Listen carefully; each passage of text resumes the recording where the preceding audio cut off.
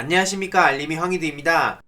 오늘 오전 정경심 교수님 항소심 공판 선고가 나왔습니다. 여기서도 징역 4년에 벌금 5천만원 소식이 전해졌는데요. 이에 대해서 많은 시민들이 지금 어마어마하게 분노를 표출하고 있습니다. 다른 걸 다 떠나서 최소한 보여주기식으로라도 어느 정도 형평을 맞춰야 되는 거 아닙니까? 게다가 불과 얼마 전에 이재용 씨는 가석방이 된 데다가 표창장 징역 4년에 비교되면서 어마어마하게 많은 시민들이 분노를 하고 있는 겁니다. 당연히 대법까지 가야 되는 거고요. 표창장이 4년이면 대한민국 모든 사람이 감옥 가야 된다. 그렇게 따지면 윤석열, 김건희는 무기징역 아니냐? 이런 지적들도 이어지고 있고요. 특히 자녀 입시 비리에 연루된 의원들, 공직자들 전부 다 수사하라는 얘기가 나올 수밖에 없습니다. 그 당시에 입시 제도가 그랬던 걸 두고 이걸 범죄자처럼 만드는 거랑 도덕적으로 비난하는 거랑은 완전히 다른 얘기입니다. 그런데 이걸 교묘하게 섞어가지고 많은 비난을 쏟아내고 있으니까 이걸 납득하기가 어렵다는 거고요. 조국이 잘못했네, 감히 판검사를 개혁하려 한 대가잖아, 이런 얘기들까지 나오고 있는 정도죠. 특히 장지원 아들 근황까지도 묻는 댓글들이 많은 추천을 받기도 했는데요. 최근 계속해서 소식을 전해주신 고일석 더브리핑 대표님도 이렇게 입장을 밝혔습니다. 중요한 건 사람들의 눈을 아무리 가리려고 해도 진실은 분명히 존재한다는 것이고, 이것은 정치적 사건이며 정치적 재판이라는 겁니다. 개혁 세력의 숨통을 완전히 끊어버리겠다는 기득권 연합의 살기 넘치는 결의의 표시라고 표현을 했고요. 너희들이 덤벼봐야 소용없다, 이런 조롱의 표현이라고도 주장했습니다. 이건 도저히 있어서는 안 되는 판결이라는 거고요. 대법원에 계속해서 관심을 가져야 된다는 거죠. 이런 의미에서 지금 대선도 너무나 중요하다는 거고요. 거침없이 흔들림 없이 개혁을 추진할 후보가 위세를 보이고 대통령에 당선이 된다면 대법원은 결코 허무맹랑한 판결을 대법원 판례로 남기지 않을 거고, 절대 그렇게 할 수 없다는 입장을 밝히고 있습니다. 제일 중요한 건 지금 사법부를 앞세운 구체제 유지의 야욕을 꺾어야 되는 상황이라는 거고요. 그렇기에 저도 답답하고 많은 시민들도 지금 답답하시겠지만 계속해서 더욱더 역설적으로 관심을 가져야 되는 순간이라는 거죠. 조국 전 법무부 장관도 직접 입장을 밝혔습니다. 사모펀드 관련 업무상 횡령, 미공개 정보 이용, 장외 매수 12만 주 취득, 그 자본시장법 위반 및 여기에 따른 범죄 수익 은닉, 거짓 변경 보고에 의한 자본시장법 위반 등에 대해선 모두 무죄가 내려졌다는 거고요.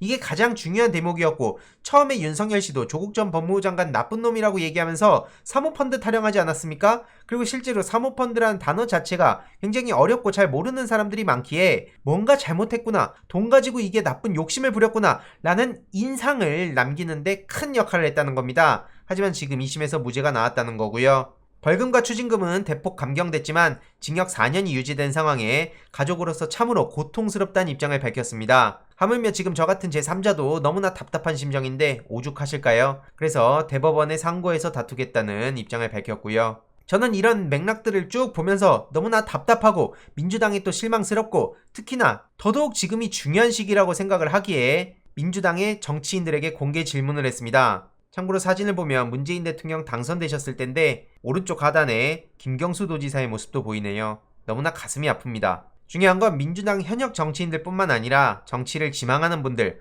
혹은 지지자분들도 편하게 들어주시고 읽어주셨으면 좋겠는데요. 현실 정치라는 게 말처럼 쉽지도 않고요. 대의를 위해 종종 억울하게 화살을 맞더라도 묵묵히 감내하는 분들을 보면서 저는 정말 존경하고 민주당 의원들을 응원하고 최대한 도움을 드려왔습니다. 살면서 욕먹는 걸 즐기는 사람은 어디도 없죠. 저 또한 마찬가지입니다. 민주당의 선택이 아쉬울 때도 있었고 거리두기 하고 싶은 적도 있었지만 함께 고생하는 동료들이라고 생각하기에 함께 화살을 맞아야겠다 생각했습니다. 그런데 지금 민주당 상황을 보면 도저히 그냥 지나칠 수 없어서 제가 이렇게 글을 남겼던 건데요. 일부 기자, 유튜버들의 팩트체크, 표창장 같은 책에 담긴 내용, 동양대 직원들의 증언 등을 보더라도 이번 2심은 납득하기가 어렵습니다. 앞서 말씀드렸듯이 저 같은 사람조차 이렇게 답답하고 분통이 터지는데 조국 전 장관과 가족분들의 고통은 차마 상상도 할 수가 없는 거죠. 그런데 이런 검찰과 사법부의 납득하기 어려운 주장들마저 전부 다 절대 진리로 여기고 이걸 선택적으로 무한 확산시키는 언론의 보도마저 존중해버린다고 하면 그럼 합리적인 정치인이 되는 겁니까? 정말 그런 겁니까? 그래야만 협치와 타협의 자격을 갖춘 합리적인 사람이 되는 거고, 이걸 적극적으로 비판하면 극단적이고 편파적인 사람이 되는 걸까요?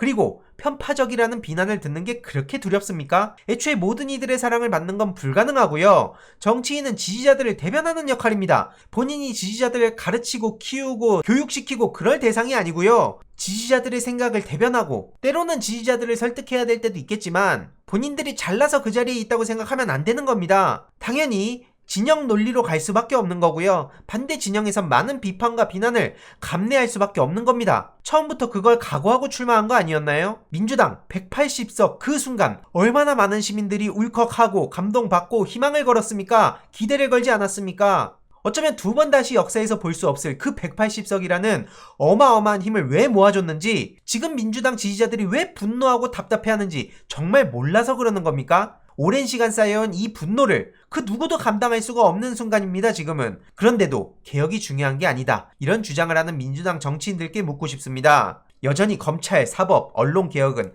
한가한 얘기로 느껴집니까? 현재 표출된 분노들은 극단적 강성 지지층 일부의 목소리입니까? 그저 나만 아니면 된다는 겁니까? 아니면 나는 부끄럽게 살지 않았으니까 그런 당당하다는 겁니까? 설령 당당하다면 조국 일가를 향해 들이댔던 검찰, 언론, 사법의 잣대를 그대로 본인에 들이댄다면 살아남을 자신 있습니까? 조국 일가에 대해선 애초에 명분을 준 게 잘못이란 식으로 손가락질하던 분들도 정작 본인의 아주 털끝만한 억울함이 생긴다면 도와달라고 하지 않았습니까? 본인은 진짜 억울한 거고 조국은 가짜로 억울한 겁니까? 저는 현 상황을 조국을 필두로 한 개혁 세력을 두 번 다시 못 나서게 만들겠다는 반개혁 동맹의 경고라고 생각하고요. 문재인 대통령 퇴임 후가 걱정되지 않으십니까? MB 심리전, 핵심적인 내용, 모욕주기 3단계, 권위훼손시키고 주변 떠나게 만들고 고립시키는 거, 그리고 이게 계속해서 반복되는 패턴에 대해서도 제가 계속해서 말씀드린 바 있습니다. 프로게이머 당시 어떤 전략이든요, 두세 번 정도는 당할 수 있지만 똑같은 수법에 계속 당하는 걸 선수들 사이에서 답이 없다고 표현했습니다.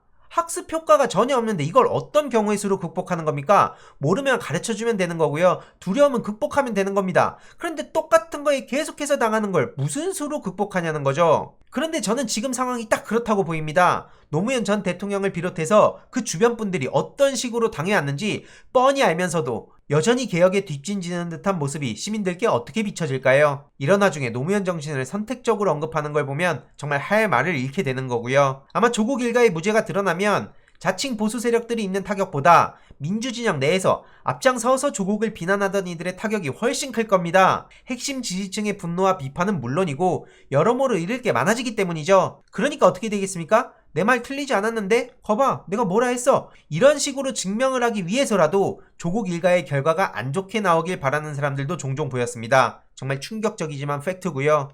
이 어마어마한 촛불 시민들의 간절한 마음 다들 잘 기억하고 계실 겁니다. 참고로 말씀드리자면 지난 영상을 통해서도 말씀드렸듯이 조국 일가를 무자비하게 수사했던 윤석열 패거리, 그 검사 2명이 조국 전 장관한테 미안한 마음을 토로하지 않았습니까? 그러면서 잘 견디고 힘내고 어려운 시기 이겨내면 좋은 날 올 거란 얘기를 전했다고 하는데, 당시 수사에 참여했던 검사마저도 이런 얘기를 하고 있는데 민주진영 내에서 여전히 조국은 나쁜 놈이란 인식을 공유하는 게 납득하기가 어려운 겁니다. 저한테 조국을 버려야 너가 큰다라고 애초에 명분을 준 조국의 잘못이다, 이런 얘기하는 사람들도 똑똑히 기억하고 있을 겁니다. 그렇게 동료를 버리면서 본인만 성장하는 게 무슨 소용이 있는지도 모르겠고요. 훗날 어떤 이유로든 억울한 일이 생겼을 때 과연 주위에서 얼마나 도와줄지도 지켜보겠습니다. 여러모로 무기력해지고 효능감을 상실한 시민들이 많이 계실 텐데요. 아직 끝난 게 아닙니다. 그리고 이러면 이럴수록 더욱더 사회 문제에 관심도 가지고 민주당 내에 당내 민주주의를 위해서도 더 무언가라도 해야겠죠. 지금도 저도 정신없이 일상을 보내고 있는데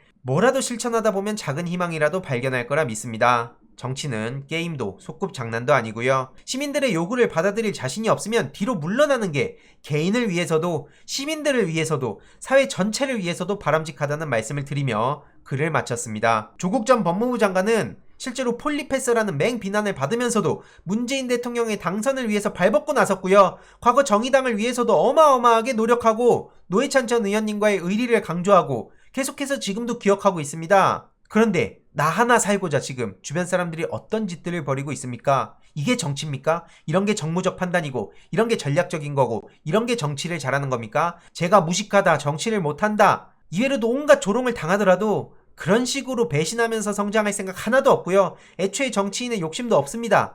그런 식으로 정치 배지 다는 게 욕심이라면 그냥 계속 그렇게 사십시오. 현역 정치인은 물론이고 정치를 지망하는 분들도 꼭 가슴 깊이 새겼으면 좋겠습니다. 과연 나는 지금 무엇을 위해서 정치하는가? 이번 내용도 유익했다면 구독, 좋아요, 알림 설정, 멤버십 가입 정말 큰 힘이 된다는 점 말씀드리고 싶습니다. 이번 내용도 주위에 널리 공유 부탁드립니다.